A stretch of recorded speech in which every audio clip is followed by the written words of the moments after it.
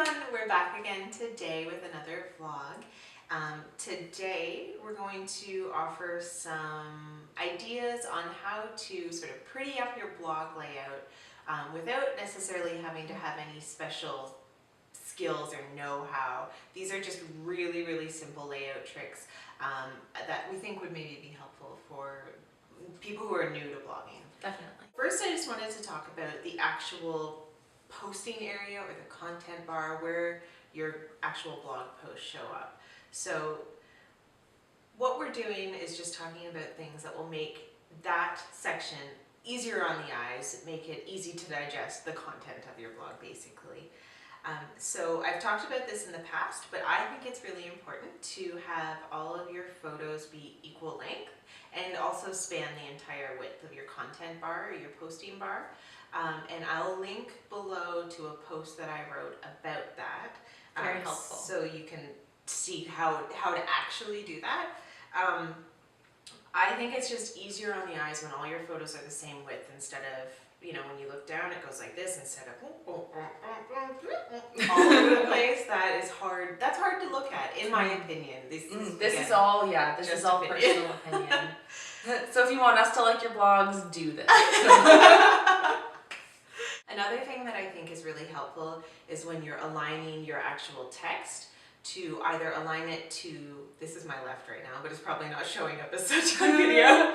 I think it will. Oh, okay, good. Yeah. So align your text to the left or the full justify where your text will span the whole width of your blog. And I like that particularly because it matches the photos.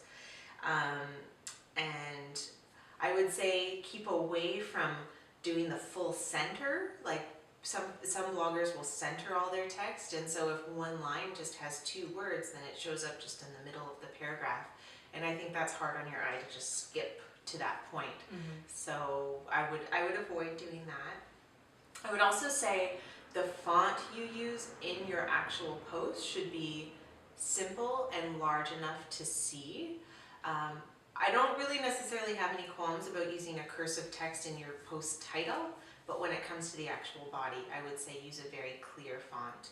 When it gets to be that cursive, curly sort of text, I know it's a nice handmade touch, but it is harder to read. Very hard. And also when it comes to the text, make sure that your text there's enough contrast between your text and your background that it's easy to see. And I would say that I have a preference for having a darker text and a lighter background. Yes. I think that's easier on the eyes. I'm not going to tell my Gmail story again, but I couldn't even look at it. Yes, I am telling it. I couldn't even look at my Gmail account at night when my theme switched. Yeah, it is harder it's harder on your eyes to see, I think it's harder on your eyes to see white text on a black background, but if you love it, whatever. Then do it. Other people I'm sure love it. Yeah, but just make sure there's enough contrast so that it's easy to see and you're not having to squint and get your face really close to the monitor. So those are my tips for the actual content part of your blog. In terms of your background and your sidebar, that's what I'm going to talk about a little bit. So background wise, we both prefer if a background is really easy on the eyes and not too busy. I find that just sort of takes away from the content of your post. Like it might look really cool and the background might be super neat and awesome, but personally I do prefer a very plain background so that your posts and your photos really stand out a lot. And if you want to have a lot of design in your background, that's cool. If you just want to make sure it's not pulling your eye away from the content. So if it's going to be really busy, maybe make it just a bit lighter. Like muted colors and anything that's just not like grabbing your attention too much.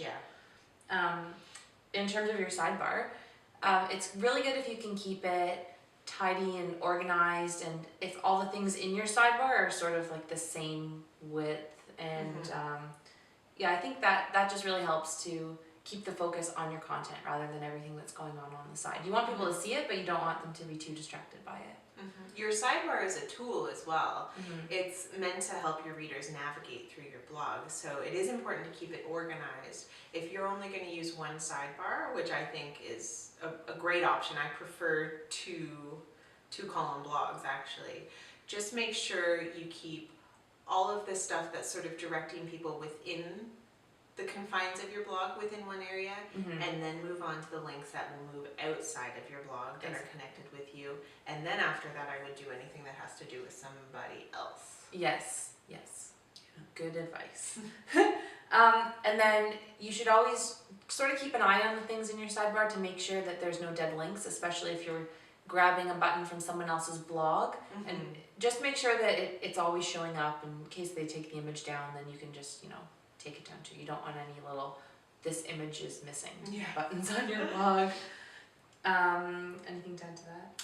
And I would say also every once in a while, especially when you first add a button, make sure it links to the actual place you intend for it to link to. I've seen people have links and it says follow me on Twitter, and you click it and it goes to who knows whose Twitter page, and I'm like, what is that?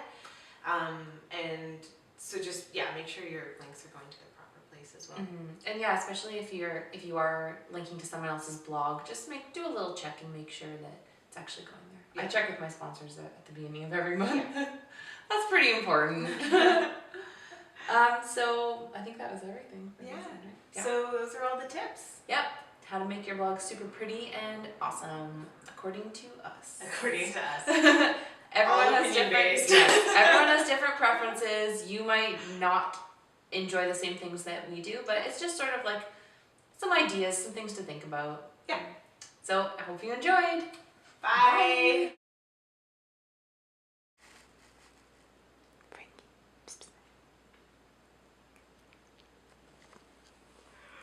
Bye.